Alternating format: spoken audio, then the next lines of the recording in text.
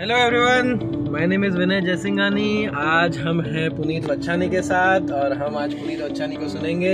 अरे भैया क्या कर रहे हो? मेरा पेज है, आपका इंटरव्यू लेने आया हूँ। अरे हाँ, नहीं तू मेरा इंटरव्यू। हाँ, आप गेस्ट हो, मैं होस्ट हूँ।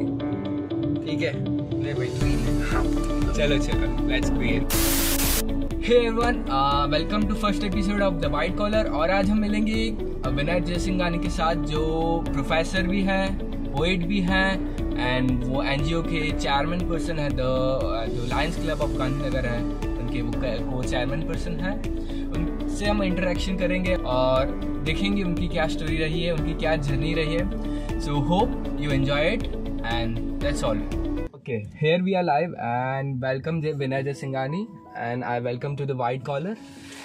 I'll be listening you with your inspiring story and asking you the few of the questions, and thanks for giving me such a pleasure time. It's a pleasure to meet you. Thank you very much Puneet and thank you for inviting. Let's see how it goes. Yes, sure. Let's start the ending first. Okay भैया, so my first question is कि आप BTech करे हुए हो और masters करे हुए हो, you are the professor.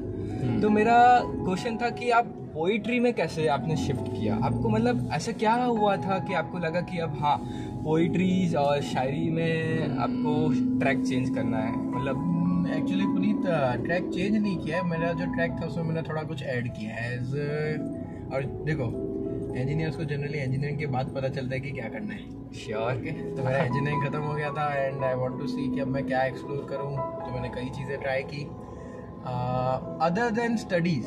Okay, I believe कि आपके अदर देन स्टडीज़ आपके पास एक हॉबी होनी चाहिए, बिल्कुल, जो आपको हमेशा यंग रखती है। बिल्कुल। तो मैं वो चीज़ ढूंढ रहा था कि मैं किस चीज़ में थोड़ा बहुत अच्छा हूँ, यार लोगों को वो चीज़ थोड़ी बहुत अच्छी लग रही है। तो मैंने कई चीज़ें ट्राई की थी, out of which in the end last मेरे को पता नहीं था कि मैं पोएट्री कभी करूँगा। टू बी फ्रैंक, मैंने जस्ट एक इंस्टाग्राम पेज बनाया। I was good in craft, I was good in photography.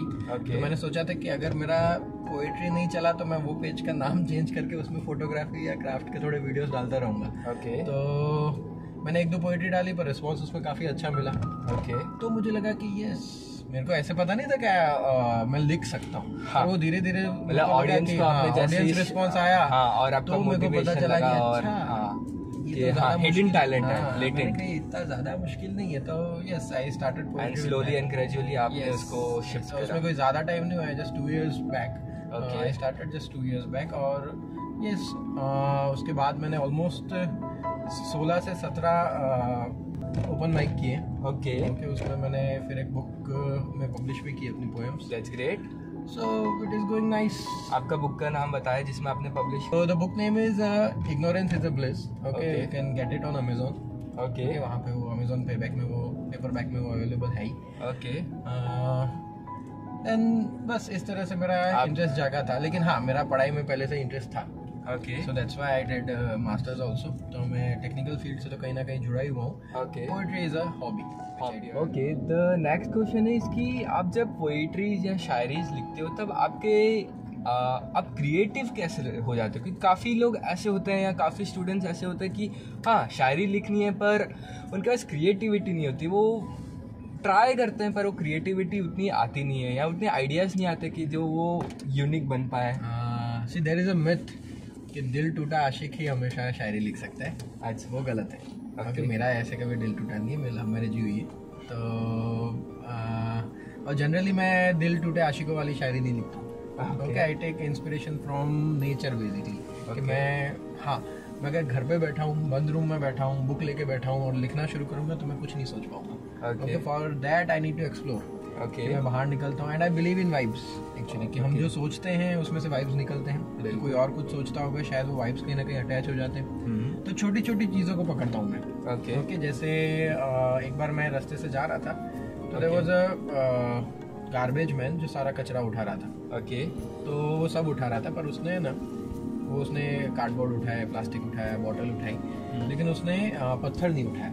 Okay, तो उस पर से मेरे को ऐसे ख्याल आया कि सब उठा रहे तो पत्थर क्यों नहीं उठा रहा? पत्थर की कोई कीमत नहीं है क्या?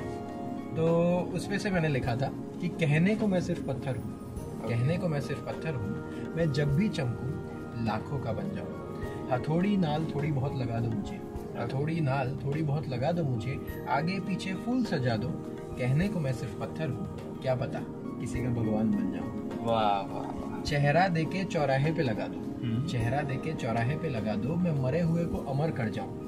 मैं पीला तो शादियों में गया, मैं हरा तो राजा के सर का ताज बन गया, मैं केसरी तो तिलक से सज गया, मैं काला तो दूध से धुल गया। मुझ पे कभी जंग नहीं लगी, पर मेरे लिए न जाने कितनों ने जंग लड़ी। मैं तो वही हूँ, क्या मंदिर मस्जिद महल या मैखाना, मैं तो वही हूँ, बस तुमने अंदर से बनावट और बाहर से दिखावट अलग रखी है। कहने को मैं सिर्फ पत्थर हूँ, किसी का खुदा तो किसी की कब्र बन जाऊँ, मैं जब भी चमकूँ लाखों का बन जाऊँ। वाह वाह भैया वाह, मजा आ गई। ये सब चीजें जो छोटी छोटी चीजें, मतलब ये कोई इतना बड़ा टॉपिक नहीं था, लेकिन आप अगर वो इंस्पिरेशन लेते हो बारीकी से आपने उसे, तो वो छोटी छोटी चीजें, जैसे अभी दिवाली की साफ सफाई चल रही है सब जगह, उसमें ही मैंने एक आइडिया आया था मेरे को कि न जाने ऊपर वाले की कैसी भूल हूँ मैं। एक ऐसी चीज है जो किसी को नहीं पसंद, किसी को नहीं पसंद। न जाने ऊपर वाले की कैसी भूल हूँ मैं, एक चौखट से दूसरे चौखट धकेली जाती, लावारिस धूल हूँ मैं। धूल किसी को नहीं पसंद आती, कहीं पे भी होगी तो वो हटा दी जाएगी। पर अगर धूल की इमोशंस की बात करेंगे तो धूल तो यही कहेगी कि तुमने मेरे घर पे अपना घर बनाया, फिर भी मैं चुप रही। तुमने मुझे धक्के मार के बाहर भेजा, फिर भी मैं चुप रही। फिर भी मैं ऐसी बेशरम हूँ कि हर सुबह वापस आ जाती हूँ। तुम मुझे भगाओ, किसी को पसंद ना आने वाली लावारिस धूल हूँ मैं। It's great, it's really nice. आपको मैं सजेस्ट ये है कि कोई टॉपिक आपको ढूंढना है तो पढ़ो, इतना वो करोगे डीप में जाओगे इतना नहीं यार। टॉपिक आपके पास जो बहुत है, आपके आसपास हर चीज आपको इंस्पायर कर सकती है, लेकिन आपको उसके बारे में वैसा सोचना पड़ेगा। ओके, सिंपल एक माचिस की तीली होगी ना, तो माचिस की तीली आज की तारीख में सब चीज महंगी हो रही है, लेकिन माचिस का जो पैकेट है it is still 1 rupees. Yes, okay, एक माचिस की तीली, उसकी कीमत अगर अपन करें तो 2 पैसा उसकी कीमत अप्रॉक्स हो रही है। पर वो 2 पैसे की चीज क्या क्या कर सकती है। बिल्कुल। ओके, वो चाहे तो पूरी बिल्डिंग जला सकती है। ओके, वो चाहे तो किसी जरूरतमंद को गर्मी दे सकती है। ओके, तो आपकी थिंकिंग पे डिपेंड है। अदर देन पोएट्री, मैंने बीच में स्टोरी राइटिंग भी शुरू किया था। ओके, स्टोरी राइटिंग में शॉर्ट स्टोरीज में, उसमें मैंने एक लिखा था कि जब भगवान जो सर्जन करता था, जिन्होंने दुनिया बनाई, जो इंसान बना रहे थे, तो इंसान पूरा बन गया था, पर इंसान में जो जो उसमें खूबियां डालनी थी। ओके, तो उन्होंने क्या किया कि देवताओं को बुलाया कि ये हमने इंसान बनाया है, इसमें कोई ऐसी खूबी डालो जो आपकी मर्जी है। ओके, पर साथ में दानव भी आए थे। ओके, तो देवता लोगों ने सोचा कि इसमें कोई ऐसी खूबी डालते हैं कि ये सबकी बहुत मदद करे, हमेशा अच्छा इंसान रहे, ये लोगों के लिए एग्जाम्पल बन जाए। ओके, और खुद भगवान का रूप बन जाए। दानवों ने सोचा कि इसमें कोई ऐसी चीज डालते हैं कि पूरी दुनिया का नाश कर डालें। ओके, दुनिया बचनी ही नहीं चाहिए और सिर्फ दानवों की जय जयकार करें। ठीक है, तो दोनों ने को चिट्ठी दी गई कि दोनों को लिखा गया कि एक ही चीज आपको डालनी है। तो दोनों ने अपने अपने आंसर्स लिखे और देवता को, भगवान को दे दिए। भगवान ने दोनों के आंसर देखे, दोनों के आंसर एक ही थे कि इंसान को सोचने की शक्ति दो, कि अगर इंसान सोच सकता है तो वो भगवान की लेवल तक जा सकता है। अगर वो सोचेगा तो जितना अच्छा सोचेगा, जितना अच्छा बनना चाहेगा वो बन सकता है, और जितना बुरा सोचना चाहेगा अकेला इंसान पूरी दुनिया भी खत्म कर सकता है। बिल्कुल। ओके, तो ये दोनों मिक्सचर जो है वो इंसान में है। तो यानी आपकी जो सोच है वो डिपेंड करती है कि आपको किस डायरेक्शन में जाना है। तो इसके बारे में मैंने लिखा था। ओके, सो जैसे कि आपने भैया बोला कि जब आप कमरे में या रूम में बैठ जाते हो तो आपके आइडियाज हैं, क्रिएटिविटी बंद हो जाती है, आपको नहीं आता है। तो आप ऐसा कोई बता सकते हो कि कोई ऐसा एनवायरनमेंट या ऐसा कोई एटमॉस्फेयर जो आपको रियली अच्छा लगे कि हाँ, कि जैसे कि काफ़ी पोइट्स क्या होता है कि हाँ, इवनिंग्स में बाहर कोई गार्डन में बैठ कर चाय पीकर उनको कुछ अच्छा लगता है। तो आपका कोई ऐसा स्पेसिफिक एटमॉस्फेयर या ऐसा कुछ है कि आपका मज़े आ जाए कि हाँ, मैं जनरली, मेरे को याद है कि मेरे को मैक्सिमम जो आइडियाज आए ना, कि मैं कभी बाहर निकला हूँ तो मैं एक्टिवा पे जब भी निकला हूँ ना, तो मैं एक्टिवा पे जब भी कुछ रिटर्न आता हूँ तो मेरे को आदत है गाना गाने की। ओके, तो गाना गाते गाते फिर कोई आइडिया स्ट्राइक होगा, तो उस तरह से मेरे आइडियाज चलते हैं। प्लस मैं कभी बैठा हूँ अकेला, अगर गार्डन में बैठता हूँ कभी मैं, तो आसपास की चीजें नोटिस करने का, ओके तो उसमें देख के आपको पता चलेगा कि क्या है। इवन एक स्ट्रीट लाइट है तो स्ट्रीट लाइट भी किस तरह जलती है, किस तरह वो ब्लिंक करती है, उसके कुछ रीजन होंगे, उसके बारे में आप सोचो। ओके, तो वो आसपास की जितनी चीजें मैं देखता हूँ ना, तो कोई भी एक चीज पकड़ता हूँ, फिर वो एक चीज के बारे में मैं सोचता रहता हूँ। तो वो चीज पे सोच के कोई ना कोई थॉट मेरे दिमाग में आता है, जिस वजह से एक पोएट्री उसमें से निकलती है। That's really great. आप मतलब हर छोटी छोटी चीजों में से, छोटी छोटी चीजों में से आप जो इंस्पिरेशन लेना चाहो आप ले सकते हो। भैया आपने बताया कि पोइट्री में आपने ऑथर में काफ़ी बुक्स में आपने आपकी पोइट्री पब्लिश करवाई है। आपका इंस्टाग्राम चैनल है शायद पेन इंटरेस्ट के नाम से, इनका इंस्टाग्राम चैनल है। तो आपने सोशल मीडियाज को अपने स्किल, आपकी हॉबीज पोइट्स एंड शायरीज है, उसको आपने वो सोशल मीडिया को कैसे उसका सही से उपयोग करा? देखो, सोशल मीडिया में मैंने क्या किया, जनरली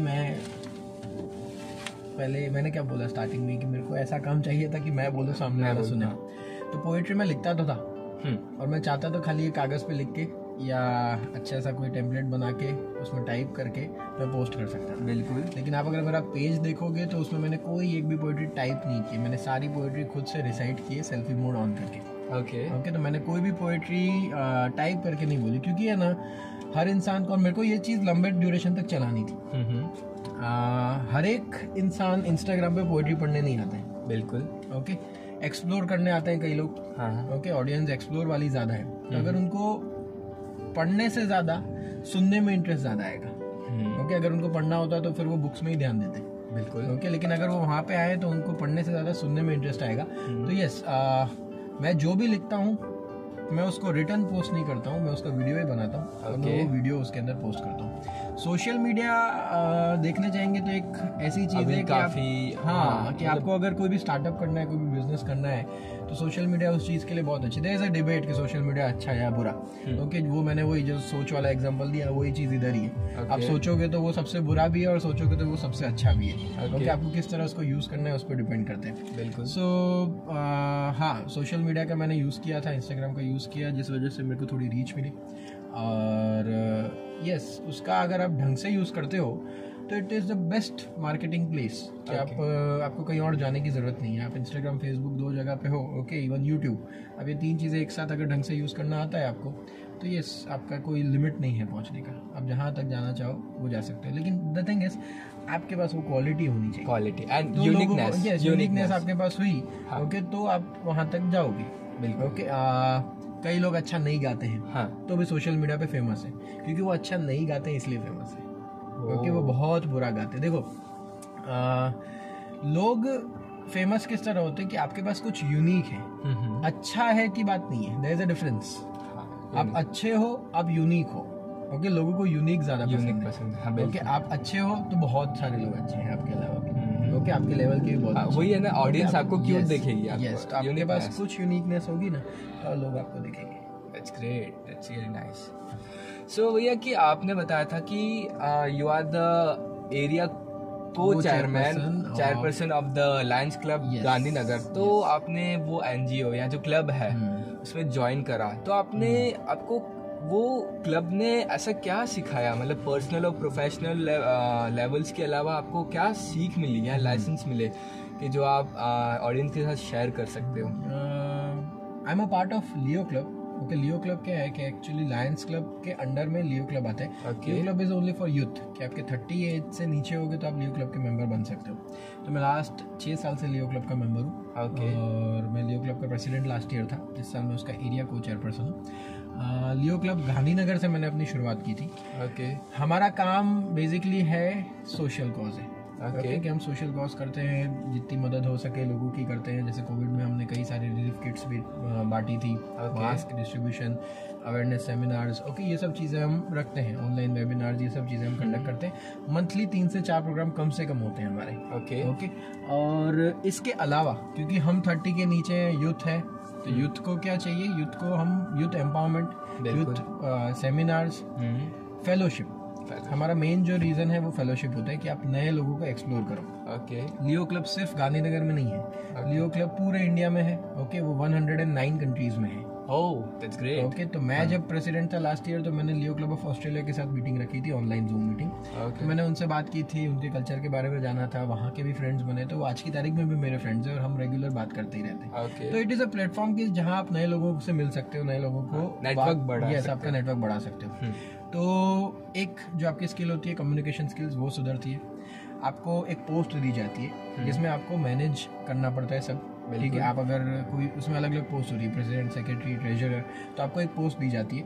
वो पोस्ट के अकॉर्डिंग आपको मैनेज करना है, आपको प्रोग्राम्स करने के हैं, हर महीने 2 से 3 आपको सोशल एक्टिविटीज़ करनी है, आपको फेलोशिप प्रोग्राम करने के हैं, आपको मीटिंग्स रखने की है। तो वो सब अरेंजमेंट आप लियो क्लब के अंडर में सीखते हो। ओके, तो आपको वो चीज़ें आगे जाके बहुत काम लगती है। ओके, एट प्रेजेंट मैं एरिया को चेयरपर्सन हूँ, यानी मेरे अंडर में 2 क्लब आती है।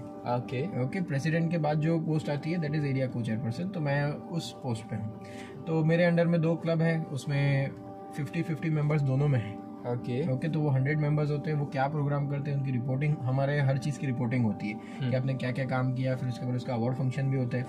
एंड लास्ट ईयर जब मेरा प्रेसिडेंटशिप खत्म हुआ था, हमारा जून टू जून का होता है, तो ये जून में मेरा प्रेसिडेंटशिप खत्म हुआ था, तो I got almost 8 awards. Congratulations. Leo club Gandhinagar को मिले थे। ओके भैया, आपने थोड़े टाइम पहले पब्लिक स्पीकिंग भी शुरू करा था कि जैसे कि आपने बताया, तो पब्लिक स्पीकिंग क्या ज़रूरत पड़ी कि हाँ आपको लगी कि आपने क्या क्या सिखाया उस बैच में, और आपकी एक शायद बैच भी कंप्लीट हो गई, आपने सक्सेसफुली कंप्लीट मैंने करी? एक कोर्स शुरू किया था जिसका नाम था stage is all yours. Okay, जिसके अंदर पब्लिक स्पीकिंग के बारे में कि आप एक्चुअली क्या, लोगों को टेक्निकल नॉलेज आ जाती है, सब कुछ हो जाता है, लेकिन आप लोगों के सामने अपना एक्सप्रेस कैसे करोगे।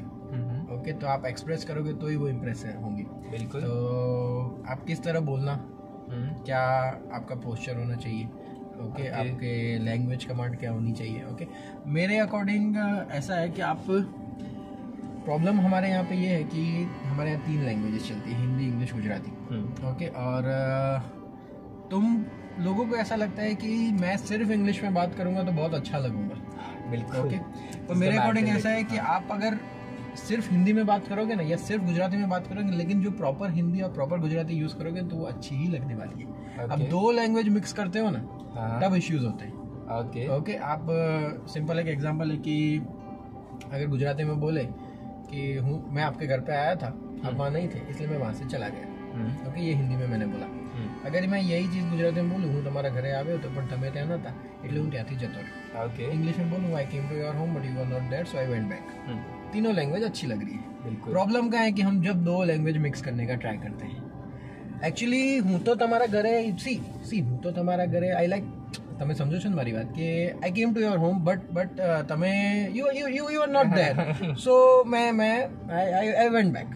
तो ये कब इश्यूज आए, क्योंकि आप 2 लैंग्वेज मिक्स करने का ट्राई कर रहे हो। ओके, आपकी जिस लैंग्वेज में कमांड है पहले उसको परफेक्ट करो। ओके, दूसरी लैंग्वेज सीखना अच्छी चीज़ है, लेकिन आपको जो मदर टंग है, आप जो बचपन से बोलते आ रहे हो, जो घर पे बोलते आ रहे हो, आप उस चीज़ में अच्छे हो तो उसको क्यों नरिश नहीं कर रहे। ओके, उस पर कॉन्फिडेंस रखो। एक इंसान स्टेज पे खड़े रह के गुजराती बोलेगा तो अच्छा ही लगेगा, हिंदी बोलेगा तो भी अच्छा ही लगेगा।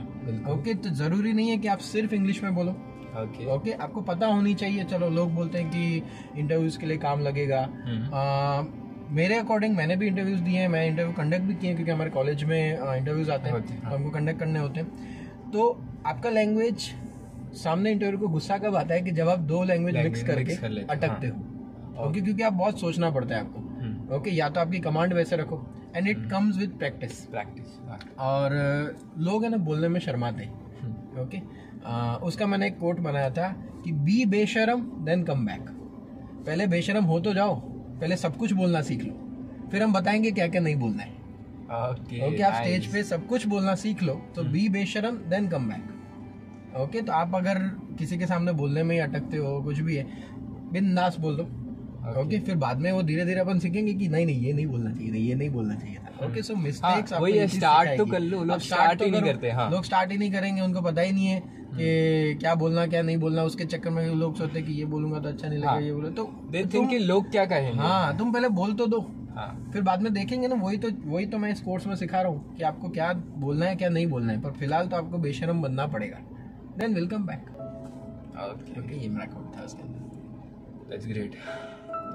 सो नेक्स्ट क्वेश्चन मेरा इंटरेस्टिंग था कि जैसे कि आप प्रोफेसर हो, लोगों को पढ़ाते हो, स्टूडेंट्स को पढ़ाते हो, और लायंस क्लब के चेयरमैन हो तो एंड पोएट भी हो, तो ये 3 अलग अलग फील्ड है, किसी को हम मैच नहीं कर सकते। तो ये 3 अलग अलग फील्ड में अलग अलग एस्पेक्ट्स में आप कैसे मैनेज करते हो या फोकस कैसे रखते हो कि हाँ तीनों मैनेज भी हो, परफेक्शन भी रहे और कोई काम ऐसे साथ मतलब मिक्स नहीं हो जाए, मतलब फोकस कैसे रहे, मतलब ऐसा नहीं होना चाहिए कि पोइट्री के टाइम याद आना चाहिए कि स्टूडेंट को ओह ये भी सिखाना था, या एनजीओ के टाइम जैसे दिल चाहिए एनजीओ में थोड़ा सा, एंड पोइट्री में क्रिएटिविटी मैं आपके क्वेश्चन का आंसर आपने ही दिया है कि 3 चीज़ें हैं, प्रोफेसर जिसमें मेरा दिमाग यूज़ होता है, एनजीओ जिसमें मेरा दिल यूज़ होता है, और पोइट्री जिसमें मैं मुस्कुराता हूँ। ओके तो एक चीज़ है जो मेरे को खुश रखती है, that is poetry. Okay technically creativity जो है ना वो मैं क्लास में शायर बन के नहीं जा सकता। हाँ ओके मैं वो दोनों रोल रिवर्सल आप नहीं कर सकते हो कि मैं वो चीज़ वहाँ पे मिक्स करूँ। तो यस वहाँ पे मैं जो प्रोफेसर होते हैं okay I am not that strict okay but yes कि हाँ मेरे को जो अपना रोल है वो वहाँ पे भी करना है, उनको पढ़ाना भी है, एंटरटेनमेंट होता है ओके उनको भी मज़ा आती है, उनको पता है कि मैं पोइट्री करता हूँ, मेरे स्टूडेंट्स भी मेरे को फॉलो करते हैं कई बार। तो हाँ मैं और जहाँ तक मेरी रीच का है वहाँ पे कहीं ना कहीं मैं मानता हूँ कि मेरे स्टूडेंट्स का भी काफ़ी हाथ है, क्योंकि उनको भी वो चीज़ें अच्छी लगती है, बट वो सब चीज़ें आउट ऑफ कैंपस ओके जब मैं कॉलेज के अंदर हूँ ओके जब मैं उनको पढ़ा रहा हूँ ओके तब मैं उनके लिए एक प्रोफेसर।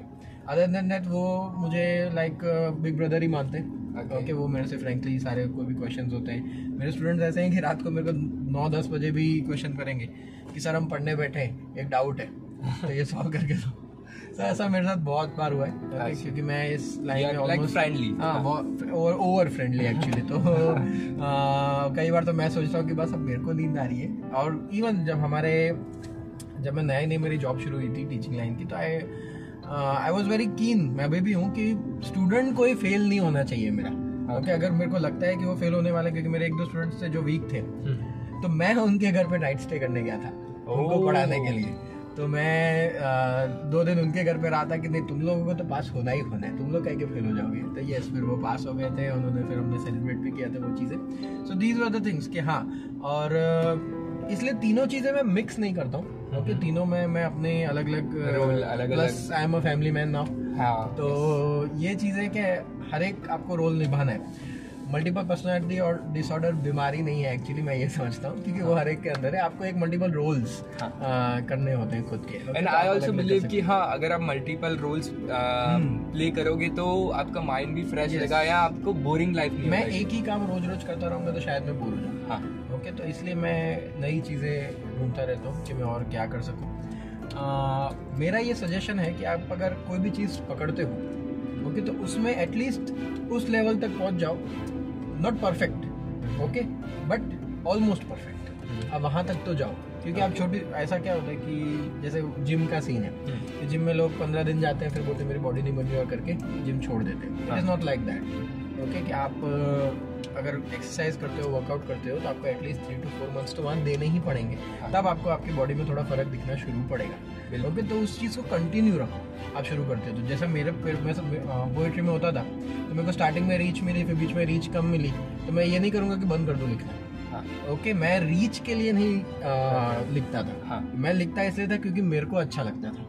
कई ऐसी पोएट्री होगी जिसको मेरे को ऐसा एक्सपेक्टेड होता है कि यार ये तो मैंने बहुत अच्छी लिखी है, इसको तो मेरे को बहुत रीच मिलनी चाहिए ओके, पर वो उतनी नहीं पहुंचती है। लेकिन सामने कई ऐसी थी जो ये वाली को रीच मिल गई और इसको नहीं मिली। तो ये सब चीजें आपके दिमाग में आती रहती है, पर इसका ये मतलब नहीं कि आप चलना छोड़ दो ओके, वो काम तो आपको तब भी करना ही पड़ेगा। सो भैया मेरा एक क्वेश्चन था कि जैसे कि काफ़ी स्टूडेंट्स होते हैं या जो कॉलेज में है या स्टूडेंट्स हैं जो स्कूल्स में, उनको पोइट्री या उनको इंटरेस्ट होता है पर उनको उतना क्रिएटिविटी या आइडियाज़ नहीं आता है, तो उनको आप क्या एडवाइस देना चाहोगे? कि देखो क्रिएटिविटी आपके अंदर है ही ऑलरेडी, लेकिन आपको उसको बाहर निकालनी है। और निकलेगी कैसे कि आप जब स्टार्ट करोगे, ज़रूरी नहीं है कि आपका स्टार्ट सिक्सर से ही, बल्कि आप डॉट बॉल से भी स्टार्ट करोगे तो भी चलेगा ओके, लेकिन आप कितना लंबा खेलते हो उस पर डिपेंड करता है। मेरे अकॉर्डिंग आप ऐसा एक फ्रेंड ढूंढो, देखो फेक फ्रेंड्स होते हैं वो हमेशा तारीफ करते रहते हैं, रियल फ्रेंड्स होंगे बेस्ट फ्रेंड होंगे वो कभी तारीफ नहीं करेंगे। तो उन दोनों के बीच का कोई फ्रेंड होगा जो आपको सच बताए कि आप अच्छे जिस चीज़ में हो वो बताए, आप बुरे चीज़ जिस चीज़ में वो बताए आपको। अगर उनको लगता है कि मैं पोइट्री अच्छी करता हूँ तो आप ऐसे फ्रेंड से पूछो जो आपको फ्रैंक सजेशन दे, जो एज एन ऑडियंस आपको सुने और वो बोले कि हाँ मज़ा आया कि नहीं आया। अगर नहीं आया तो क्यों नहीं आया, और मज़ा आया तो क्या यूनिकनेस थी इसके अंदर। तो वो आपको सजेशन खुद के पता होनी चाहिए। ओके, ये सिर्फ पोइट्री की बात नहीं, आपको कोई भी फील्ड में जाओगे, फोटोग्राफी में जाओगे तो आप फोटो खींचोगे, उसको एडिट करोगे, उसके बाद उसको दिखाओगे तो उसको पता चलेगा कि ये एडिटिंग में मेरे को ये चीज़ अच्छी नहीं लगी, या फोटोग्राफी का ये एंगल मेरे को अच्छा नहीं लगा, तो इसमें कुछ चेंज हो सकता है, तो आप करके देखो। ये होने के बाद ओके, आप पहले तो फ्रेंड से सजेशन लेते हो, उसके बाद सेकंड सजेशन आपको एक्सपर्ट से लेना होता है। ओके, कि आप कोई एक्सपर्ट से मिलो, उसी से बात करो ओके, कि किस तरह से क्या चेंज कर सकते हैं। आप किसी को आइडल मानो, नॉट एन इश्यू। ओके, आप उसको फॉलो करो, उसको कॉपी मत करो। ओके, वो जो कर रहा है वही चीज़ आप करोगे तो लोग आपको नहीं पहचानेंगे, उसको ही पहचानेंगे। हाँ, ओके, तो आप खुद का एक यूनिकनेस लाओ, सीखो कई लोगों से। ओके, आपको जिससे सीखना है आप सबसे सीखो। ओके, लेकिन खुद की एक यूनिकनेस उसके अंदर आपको लानी पड़ेगी, तो लोग आपको पसंद करेंगे और आपको देखना पसंद करेंगे। Okay, it's great. My last question is कि आपके फ्यूचर प्लान्स क्या है? फ्यूचर प्लान में देखो, मैं ये सजेस्ट भी करूँगा कि हम काफ़ी चिंता करते हैं लोग। जनरली रात को, अगर कोई जिसको रात को लेट सोने की आदत होती है ना, तो वो 12:30-1 बजे सोचता है कि यार आज का दिन भी खत्म हो गया, मैंने कुछ किया नहीं, अब मैं क्या करूँगा आगे जाके। फ्यूचर की बड़ी ही चिंता करते हैं वो। ओके, मैं कल क्या करूँगा, मैं परसों क्या करूँगा। नहीं, अब उठो, मैं आज क्या करूँगा। हाँ, ओके, वो आप डिसाइड करो। ओके, आप आज क्या करने वाले हो वो सोच के चलो, फ्यूचर का अपने आप अच्छा होता जाएगा। ओके, और फ्यूचर में अगर आपका कोई गोल है, ओके, वो गोल लाने से पहले आपको कुछ ऑब्जेक्टिव्स क्लियर करने पड़ेंगे। ओके, गोल लास्ट डेस्टिनेशन होती है। आपके जो ऑब्जेक्टिव्स होंगे छोटे, जब मैं बोलता हूँ कि सपोज मेरे को और 3 बुक पब्लिश करने की है, लेकिन उसके अलावा मेरे को छोटे छोटे काम तो करना है। पहले मेरे को उतना कंटेंट बनाना पड़ेगा, मेरे को उतना राइटअप करना पड़ेगा, मेरे को प्रूफ रीडिंग करना पड़ेगा। ये सब चीज़ों के बाद मैं पब्लिशर्स को अप्रोच करूँगा, उसके बाद मैं उनके पास जाऊँगा ना। मैं डायरेक्ट उनके पास चला गया कि मेरे को बुक पब्लिश करनी है, आप करके दो, ऐसा नहीं हो पाएगा। स्टेप बाइज, यस, आपको स्टेप बाय स्टेप आपको छोटे छोटे ऑब्जेक्टिव्स को में जाके आपको फाइनल एक गोल को रीच करना पड़ता है। मेरा फ्यूचर प्लान फिलहाल progressing in this field, okay, और पोइट्री फील्ड में, प्लस मेरा मास्टर्स भी खत्म हो गया। I am planning to do PhD now. Okay, let's see how it goes. Probably June में, नेक्स्ट ईयर जून में, अभी क्योंकि जस्ट फैमिली मैन बना हूँ मैं। Okay. मैंने कहा 1 साल में ब्रेक लेके फिर मैं नेक्स्ट ईयर से PhD में शुरू करूँगा। टेक्निकल में ये है। पोइट्री में यस, मैं इसमें आगे कंटिन्यू रखूँगा और लिखता रहूँगा। क्या आपको ऐसा लग रहा है कि ऐसा कोई स्टेज आ जाएगा कि जब प्रोफेशनल लेवल ही आपका पोइट्री हो जाएगा? मैंने कभी पोइट्री को एज अ प्रोफेशन गिना नहीं है। हाँ. ओके, मैं नहीं चाहूँगा कि इसमें से मैं अर्न करूँ, क्योंकि वो चीज़ मेरे को खुशी देती। ओके, मैं उसको एज कंपल्शन नहीं बनाना चाहता, पर यस, हु नोस कि शायद उसमें भी अगर फ्यूचर हुआ। ओके, हाँ, इधर इतना कोई फ्यूचर नहीं है। ओके, आप अगर देखने जाएंगे तो इंडिया में जो पुराने 10-12 शायर और पोएट फेमस हुए, उनकी ही बातें चलती आ रही है। ओके, तो हाँ, मेरे जैसे लाखों लोग होंगे जो पोएट्री लिखते होंगे। बिल्कुल। तो स्ट्रगल इसमें करना, पर फील्ड तो होनी चाहिए। ओके, आप स्ट्रगल करो, पर उसमें कोई स्कोप या फील्ड होनी चाहिए। तो मैं कभी भी इसको as earning point of view से नहीं देखता हूँ, एक सेटिस्फेक्शन पॉइंट ऑफ व्यू से देखता हूँ। ओके, तो ये मेरे को सेटिस्फाई करती है, मेरे को खुश करती है कि मैंने पूरे दिन में कुछ नया किया, कुछ एक नया आइडिया लिया। ओके, तो वो चीज़ की वजह से तो नहीं, मेरे को नहीं लगता कि मैं इसको एज अ प्रोफेशन कभी लेके जाऊँगा।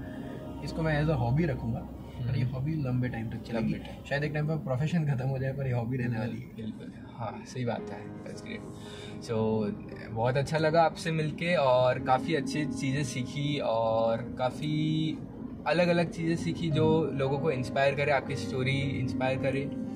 काफ़ी आपने, थैंक यू, इतना टाइम दिया मुझे आपके बिजी स्केड्यूल के लिए। पुनीत ने तो मेरे को, Puneet is like my family, everyone, क्योंकि पुनीत ने मेरे को कॉल किया एंड आई कैन नॉट से नो, ऑफ कोर्स। पुनीत, तो कभी भी देखो काम हो कुछ हो, and all the best for your venture. Thank you. Okay, and जो भी लोग देख रहे हैं, support Puneet. Thank you so much. Thank you.